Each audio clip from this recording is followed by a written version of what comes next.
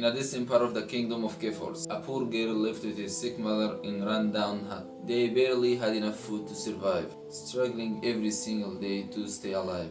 But everything was about to change, and not in the way she hoped. One day, her life suddenly turned upside down. She found herself inside the king's palace, living in a private chamber, and surrounded by luxury she had never imagined. For a brief moment, it felt like her suffering was finally over. But that happiness didn't last. The kingdom was attacked by a viral force, and in the chaos, she lost everything.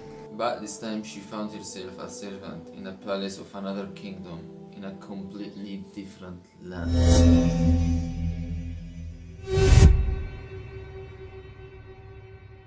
Welcome back to Axela Daily channel. Today we continue the story from where we left on in a previous episode. If you haven't watched it yet, make sure to check it out here or here. This part of the story takes place in a human world, far away from Carol and his people land. But the real question is, will Carol have anything to do with her fate? Stay with me to find out, and don't forget to like and subscribe. Let's begin. Ruby was a girl approaching her 20s, living near the shore with her sick mother in a small poor hut. And despite her difficult life, because she had the most beautiful voice in the kingdom, her singing had a way of capturing people's attention. One morning, Ruby left her home and headed into the city, where she met up with two young men. She would sing while they played their instrument, and in that way they performed in the street to earn money. That was their daily routine. They kept going for hours, and every time someone dropped a coin in their basket, Ruby's voice grew stronger, filled with hope. But as time went on, the heat became unbearable. Ruby glanced at her friends and noticed how exhausted they were. Eventually, one of them stopped playing and said,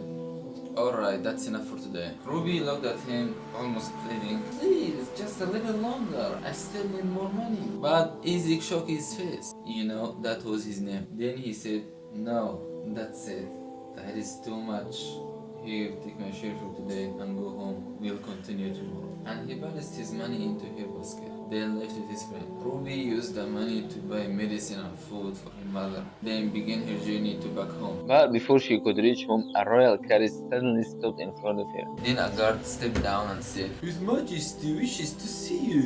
Ruby was stunned. "His Majesty wants to see me?" Still confused, she stepped into the carriage and greeted him respectfully. The king looked at her and asked, "Are you the girl with the most beautiful voice in the kingdom?" Ruby smiled shyly, her heart racing with excitement. She thought this might be her chance to change her life forever. Then the king simply said, "Sing." And she did, pouring everything she had into her voice. When she finished, the king clapped slowly. "Such a beautiful voice. Go back to home. I will sing for you." Ruby left the carriage, overwhelmed with joy, convinced that her life was finally about to improve. But when she reached home, everything changed. His mother was laying in the ground, not moving, not breathing. Ruby rushed toward her, but the shock was too much. She couldn't handle it, and collapsed. When she woke up, she found herself surrounded by sounds of horses and voices. The memory hit her instantly, and she broke down crying. "My mother, she's gone."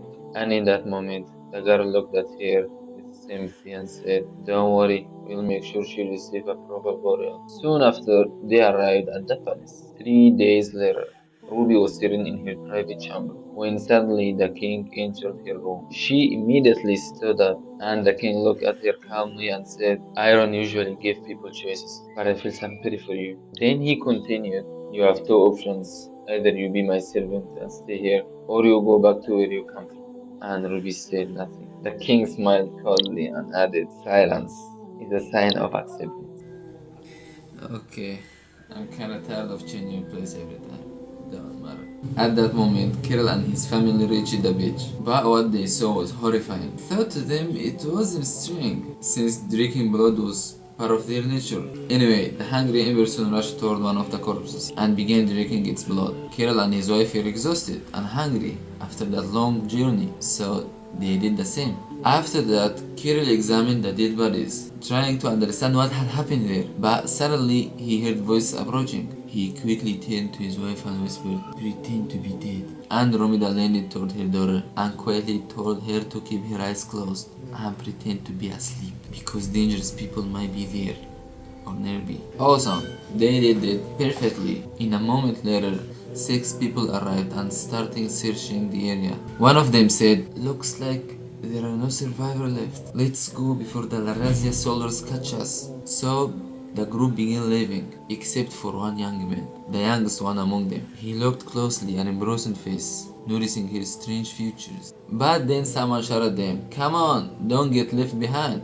The young man hesitated for a moment and finally left. As soon as they were gone, Kirill opened his eyes, picked up his daughter, and the family ran away at incredible speed, far faster than human could. But that young man decided to take one last look. When he returned, the little girl was gone.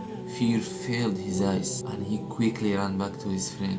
Meanwhile, Kirill hadn't gone very far. He was secretly watching them from a distance. As they continued moving, Imbrusin suddenly tripped, forcing them to stop. Then her mother said nervously, "Are you okay?" "Yes, it's just a scratch. It'll heal quickly." But just as they were about to leave, they realized that the young man was standing in front of them, staring at them in absolute fear, after witnessing what he had just seen. But the question remains. What will happen to that young man? And what will Princess Radia do alone inside the enemy palace? And what will Kirill and his family do in a kingdom renewed by war? You will find out in the next episode. Make sure to subscribe.